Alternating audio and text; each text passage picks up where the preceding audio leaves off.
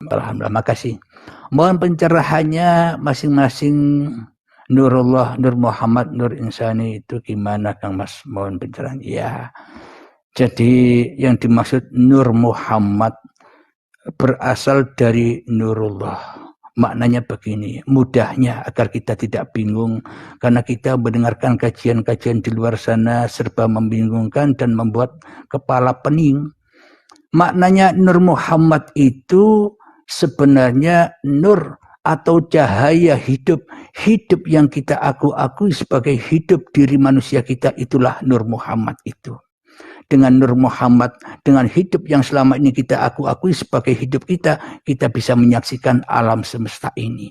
Maka alam semesta ini tak akan terjadi bila tanpa Nur Muhammad. Alam semesta ini tak akan terjadi tanpa hidup yang selama ini kita akui sebagai hidup kita sendiri. Itulah Nur Muhammad.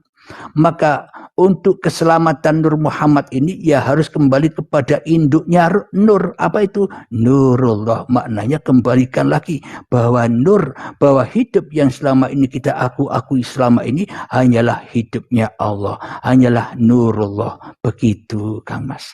Yang simpel, yang selama ini pelik diperdebatkan. Ternyata itulah kenyataannya. Nur Muhammad adalah nur atau hidup manusia yang masih diakui sebagai hidupnya manusia. Dengan hidup yang diakui sebagai hidupnya manusia, maka terciptalah alam semesta ini. Jadi terciptanya alam semesta ini kan karena kita, karena hidup yang ada pada diri kita. Tanpa hidup yang ada pada diri kita, alam semesta tak akan terjadi.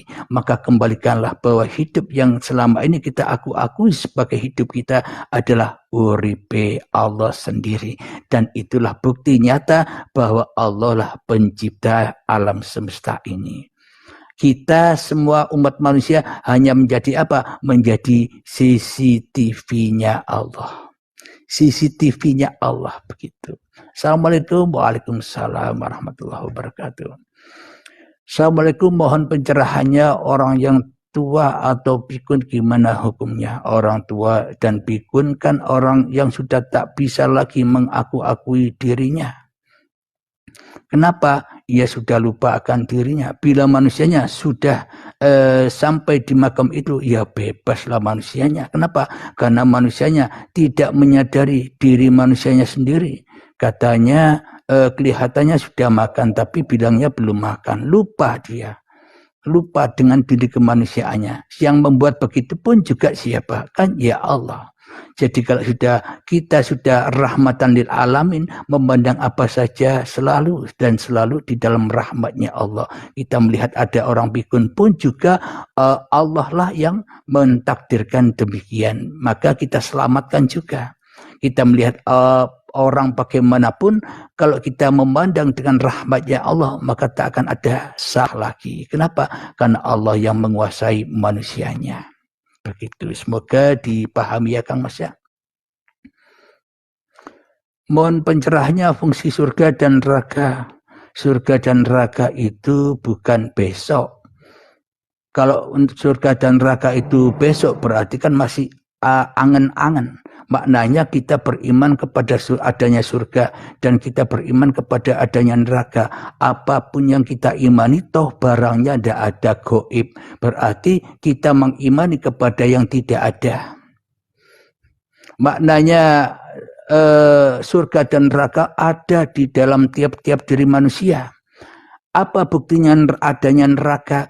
Ketika ada dirimu di hatimu, ya itulah neraka yang berbahan bakar manusia dan hati yang mana hatinya keras melebihi kerasnya batu, ya itulah neraka itu.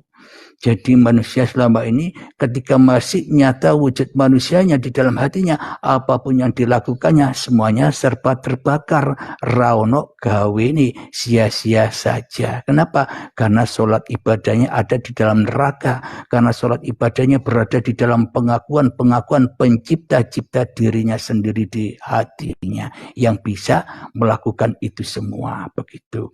Dengan surga itu maknanya apa? Surga ketika manusianya sudah mengembalikan hak cipta yang ada pada diri manusianya kepada Tuhannya, maka itulah yang dimaksud surga damai hati manusianya, tidak memandang selain pandangan Allah. Begitu makna dari surga dan neraka itu, Kang Mas.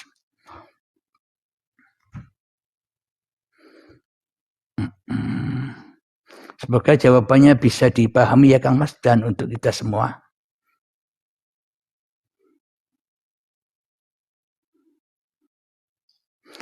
Mohon pencerahannya Kang Mas, kenapa ada rahasia dalam rahasia? Rahasia di atas rahasia. Maknanya begini. Selama ini kita tahu rahasia diri kita. Hidup yang selama ini kita akui sebagai hidup kita pun kita tidak mengenal siapa hidupku ini sih.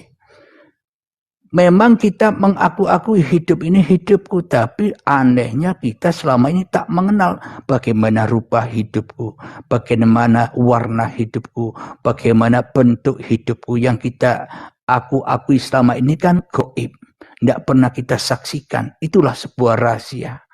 Rahasia di atas rahasia maknanya ketika sudah diserahkan kembali bahwa hidup yang selama ini tidak dikenali itu, sehingga kenapa tidak dikenali, sehingga diakui oleh hidup manusianya, ketika sudah dikembalikan kepada lillah bahwa hidup yang menghidupi aku adalah uripe Allah, ya Allah sendiri. Itulah yang dimaksud rahasia di atas rahasia.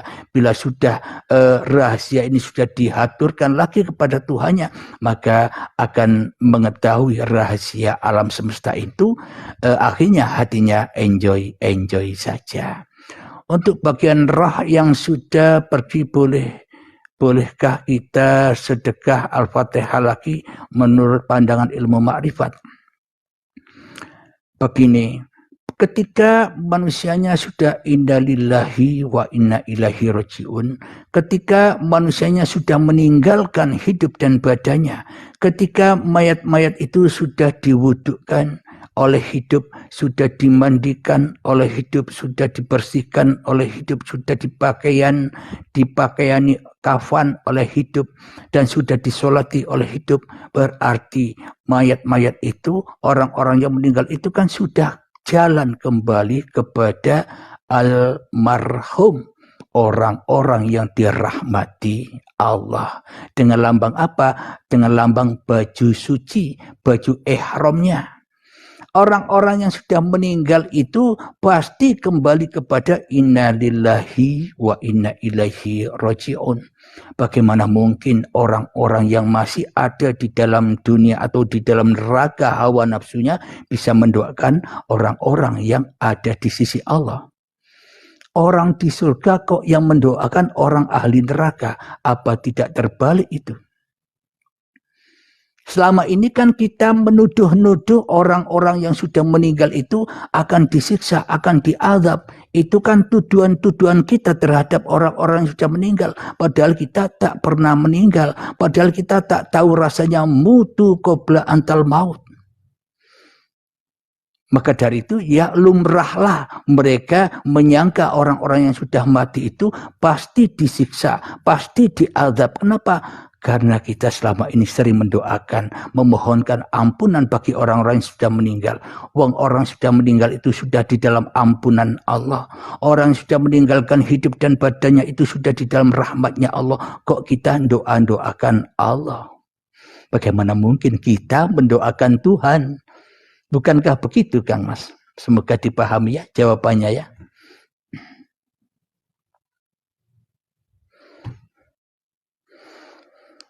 Bolehkah manusia itu senantiasa sadar atau ingat baru dikatakan makrifat? Bila masih manusianya yang ingat, ya belum makrifatullah. Jadi hakikat makrifatullah itu bukan manusianya lagi yang ingat, bukan manusianya lagi yang berzikir, bukan manusianya lagi yang bersyahadat. Yang bersyahadat, yang berzikir, yang ingat ya hanya uripe Allah, yaitulah makrifatullah. Ketika manusianya sudah tak punya daya lagi untuk mengingat, ketika manusianya sudah tak punya daya lagi untuk berzikir, ketika manusianya sudah tak punya daya lagi untuk bersyahadat. Di dalam Al-Quran, Kul Ya Muhammad, katakanlah wahai Muhammad, cukup aku yang menyaksikan diriku dan cukup aku yang menyaksikan kalian semua. Hanya Allah yang berhak menyaksikan makhluk-makhluknya. Begitu. Semoga dipahami ya.